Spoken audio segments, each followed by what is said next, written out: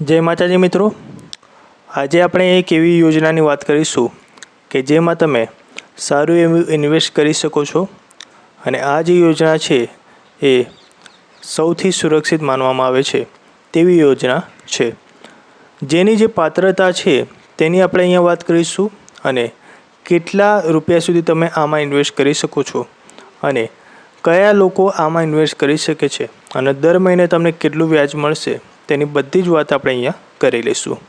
તે પહેલાં જો તમે ચેનલને સબસ્ક્રાઈબ ન કર્યું તો સબસ્ક્રાઈબ કરી લો અને કોમેન્ટ બોક્સમાં જરૂરથી જણાવજો કે તમે આપણો વિડીયો કઈ જગ્યાથી જોઈ રહ્યા છો।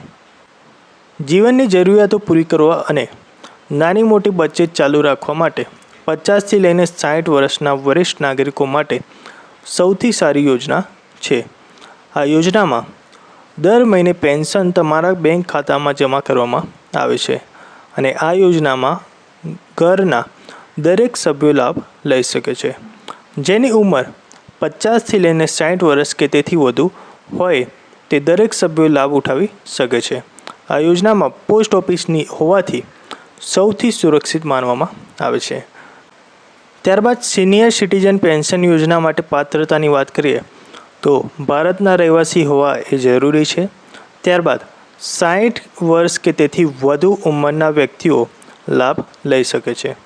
ત્યારબાદ જોઈએ તો 55થી 60 વર્ષના વયના નિવૃત્ત નાગરિકો જો ખાતું નિવૃત્ત લાભો મળ્યાના 1 મહિનાની અંદર ખોલાવવામાં આવે તો યોજનાનો લાભ લઈ શકે છે।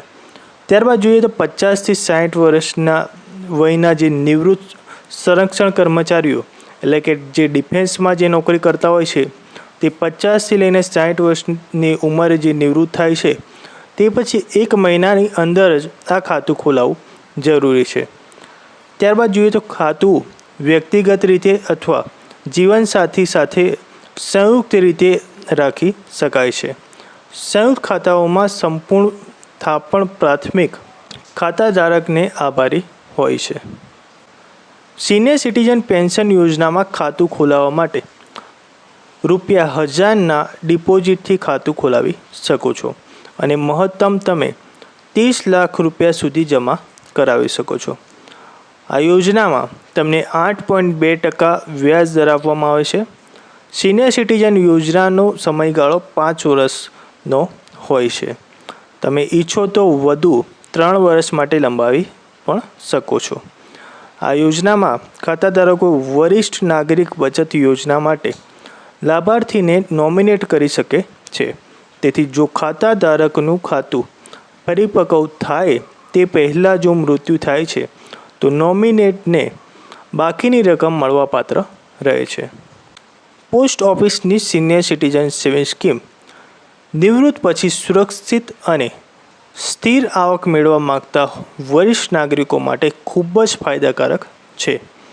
આ યોજનામાં તમે 5 લાખ રૂપિયાનું રોકાણ કરો તો તમને દર મહિને 3400 વ્યાજ જમા થશે।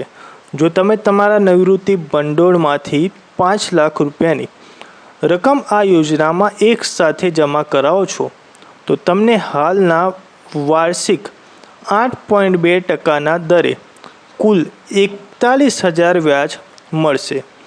આ વ્યાજ ત્રિમાસિક ધોરણે ચૂકવવામાં આવે છે, એટલે કે તમને દર 3 મહિને 10,250 પ્રાપ્ત થશે। આ રીતે તમને દર મહિને આશરે 3461 સીધા તમારા ખાતામાં જમા થશે। તો મિત્રો, આ જે યોજના છે તેમાં 5 વર્ષ માટે ખાતું ખોલવામાં આવે છે અને 5 વર્ષ પછી જો તમે લંબાવવા માગો તો તેને 3 વર્ષ સુધી લંબાવી શકો છો। આ યોજનામાં જો તમે 5 લાખ રૂપિયા ઇન્વેસ્ટ કરો છો તો તમને દર મહિને 3400 રૂપિયા વ્યાજ મળવાપાત્ર થશે। યોજના માટે કેવી રીતે અરજી કરવી તેની વાત કરીએ તો સિનિયર સિટીઝન સેવિંગ સ્કીમ માટે અરજી કરવા માટે તમારે નજીકની પોસ્ટ ઓફિસની મુલાકાત લેવી પડશે। ત્યાંથી તમને યોજનાનું ફોર્મ મળશે, જેને ભર્યા બાદ આધાર કાર્ડ, પાન કાર્ડ અને સરનામાના પુરાવા જેવા જરૂરી દસ્તાવેજ સાથે સબમિટ કરવાનું રહેશે। બધી માહિતી અને દસ્તાવેજોની ચકાસણી કર્યા પછી તમારે ખાતું ખોલવામાં આવશે। આ પછી નિર્ધારિત અંતરાલો પર વ્યાજની રકમ તમારા ખાતામાં જમા કરી દેવામાં આવશે। તો મિત્રો, તમને આપણે જાણકારી ગમી હોય તો વિડીયોને લાઇક કરી દેજો અને કોમેન્ટ બોક્સમાં જરૂરથી જણાવજો કે તમે આપણો વિડીયો કઈ જગ્યાથી જોઈ રહ્યા છો।